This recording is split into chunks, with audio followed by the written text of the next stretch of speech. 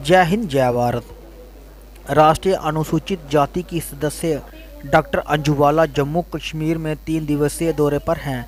Doctor अंजुबाला ने आज अपने दूसरे दिन के इस दौरे में सांबा जिले के हेडक्वार्टर में जिले के कई शिष्टमंडल से मुलाकात की और अनुसूचित समाज के लोगों को आ रही समस्याओं को सुना और जल्द हल करने का आश्वासन दिया। राष्ट्रीय अनुसूचित जाति की सदस्य डॉक्टर अंजुबाला ने सांबा में मीडिया से बात करते हुए कहा कि आए हुए सभी डेलीगेशन ने कश्मीर में काम कर रहे सभी लोगों की सुरक्षा को सुनिश्चित करने की मांग उठाई।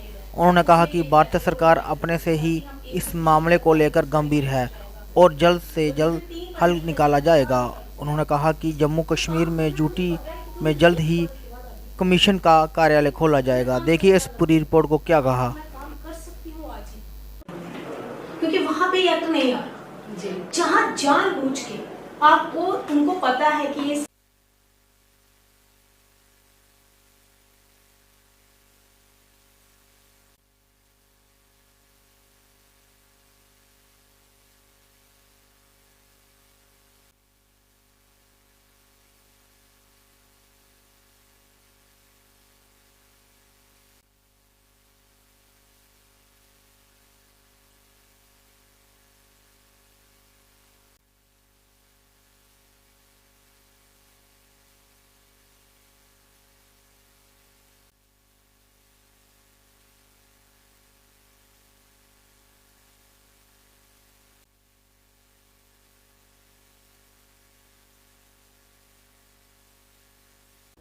देखिए मैं 3 दिन के विज़िट पे थी, क्योंकि कठुआ में भी हमारा डिस्ट्रिक्ट का रिव्यू भी हुआ है और उसी इसमें सांबा का भी था। हाँ, जहाँ तक आपने इशू की बात की है, क्योंकि एक मेजर इशू यहाँ से एक चकचंगी का आ रहा था, जहाँ पे एक सड़क को लेके कि लोगों का कहना है कि हमारे यहाँ पे आवास तोड़ रहे हैं और हमें उसका जो मुआवजा मिलना चाहिए नहीं मिल रहा है। तो हमने नोटिस भी एक जारी किया था, जिसमें हमारे प्रशासन ने पूरी तरीके से सहयोग किया और काम भी वहाँ पे रुकवा दिया। हमने कहा हम पहले आ जाएं, देख लें सही में क्या स्थिति है, क्या जेन्युइन है, सही में ये बोल रहे हैं इनकी ज़मीन गई है कि नहीं गई है। क्योंकि ऐसा नहीं होता है, कोई भी सड़क बने, कोई भी डेवलपमेंट का काम होता है तो वो सबकी भलाई के लिए होता है, किसी एक के लिए नहीं होता है। तो उसमें क्या ऐसे रीज़न रहे हैं कि प्रशासन के बीच में और उनके बीच में दोनों में टाई अप अच्छा नहीं हो पा रहा। इसीलिए हमने एक कार्यक्रम आज लगाया था, वो हमसे मिले हैं आके, और उन्होंने जब सारी बात हमें ये बताई और हमें यहाँ जानकारी मिली है कि वो ज़मीन उनके नाम पे नहीं है, और डीसी से भी हमारी पूरी बात हुई और हमें ये जान के खुशी है कि वो भी पूरा सहयोग कर रही हैं। क्योंकि अभी हमने आश्वासन उनको दिया है, क्योंकि अब इनके लेवल का ये नहीं है, ये हम आगे मिनिस्ट्री से बात करेंगे और इसको केस को हमने ले लिया है और उनको कहा अभी वो हमें एप्लीकेशन देने थोड़ी देर में आने वाले हैं सभी गाँव के लोग, उसको अब हम मिनिस्ट्री में ही नोटिस जारी करेंगे और वहीं पे एक हियरिंग रखेंगे। हो सकेगा तो हम कंबाइन करेंगे। हालांकि डीसी की तरफ से यहाँ पे कोई ऐसा ऑब्जेक्शन नहीं है, इनकी तरफ से ऐसा कुछ नहीं है कि ये नहीं करेंगी, क्योंकि जो रूल कहता है रूल के हिसाब से चल रहे हैं। अगर हमें लगेगा कि कंबाइन दोनों को बैठना है तब हम इन्हें बुलाएंगे, ज़रूरत लगेगी तो, नहीं तो मिनिस्ट्री से बात करके इसमें हम सॉर्ट आउट कैसे हो सके। और अगर उन गरीब लोगों के घर जा रहे हैं, वो इतनी देर से 50 साल से रह रहे हैं, तो उनका आगे कैसे सफ़र चलेगा, छोटे छोटे बच्चे कैसे रहेंगे, क्योंकि वो इतने दिन से जब रह रहे हैं तब उनके लिए कभी ऐसा कोई ऑब्जेक्शन नहीं आया, अब इमीडिएटली आया तो उनके लिए घर से बेघर हो रहे हैं। तो सरकार उस पर कोई ना कोई एक्शन जरूर लेगी, मुझे पूरी उम्मीद है। और कमीशन इसने अब केस ले लिया है, इसलिए अब हम मिनिस्ट्री से मीटिंग करके तब इसमें आगे की कार्रवाई के बारे में आपको बताएंगे।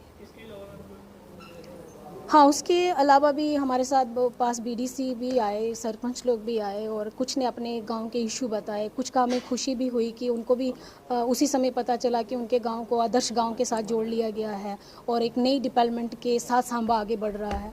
तो हमें खुशी हो रही है। बाकी भी जो इशू आए वो हमने सब ले लिए हैं, टेकअप करेंगे उस पर और जल्दी रिजल्ट आपके सामने होंगे।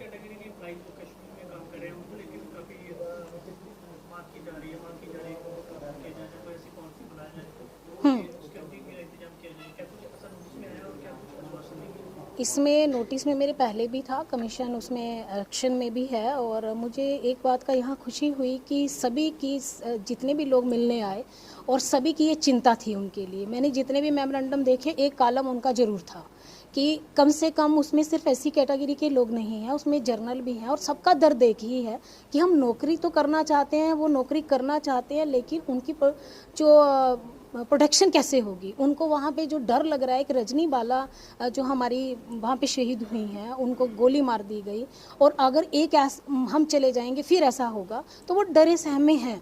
उस पर भी चल रहा है। बहुत जल्दी मुझे लगता है कोई ना कोई इसमें निर्णय बहुत जल्दी निकलेगा, क्योंकि सरकार भी पूरी सोच में है कैसे उनको वापस वो अच्छे से नौकरी कर पाएँ, बेडर होकर नौकरी कर पाएँ। तो उसके लिए भी कमीशन ने एक्शन के लिए आगे हम तैयार हैं। जो आपका 3 दिवसीय का दौरा है, क्या कुछ मकसद है इस दौरे का? क्या यही मकसद है कि आप लोगों से मिलें, उनकी मुश्किलात जानें? क्या मकसद है इसमें? सबसे पहले तो मैं आपको बता दूं, क्योंकि मेरा मकसद तो आपको साफ समझ आ गया होगा कि मैं कमीशन से हूं और 370 टूटने के बाद में 35 एक के बाद में पहली बार कमीशन लागू हुआ है। पहले यहाँ पे कोई भी ऐसा एक्ट नहीं लगता था जो अब स्टार्ट हो गया है। आज हम डिस्कस भी कर रहे थे, मुझे खुशी है हालांकि हमारे यहाँ पे जम्मू कश्मीर में कास्टिज़म बहुत ज़्यादा नहीं है, 1-2 केस हैं उसमें इमीडिएटली एक्शन हुआ है। और मैं आपके माध्यम से भी सभी से कहना चाहती हूँ कि आप आर्टिकल 338 पढ़िए, अपने राइट्स जानिए। अगर आपको कहीं हरासमेंट लग रही है तो आप कमीशन के पास आ सकते हैं, पर कमीशन के पास आप तब आएँ जब आपका प्रशासन आपकी ना सुने। तो कमीशन इसलिए भी आपको जो भी राइट्स आपके हैं उसके लिए भी जागरूक करने आया है, और प्लस क्योंकि ये जो भी चकचंगी के लोग आए थे ये विशेष अनुसूचित जाति के ही थे, उनको भी यही मकसद से हम बताने आए थे कि आप बिल्कुल निश्चिंत रहिए, कमीशन आपके साथ में है और कमीशन आपका साथ देगा। और आगे भी अगर इस तरीके की कोई भी उनको लगता प्रॉब्लम होगी तो हम उनका साथ देंगे।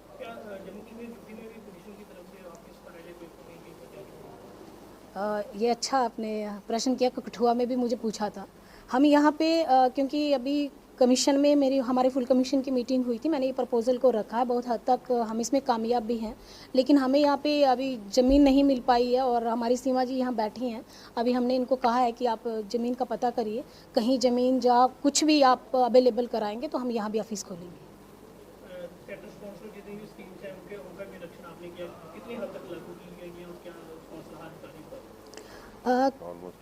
ऑलमोस्ट तो लागू हैं, कुछ एक जगह पे जहाँ पे हमें लगा है कि कमी है उसमें निर्देश दे दिए, वो तत्काल उसमें कार्रवाई हो जाएगी, हमें पूरी उम्मीद है।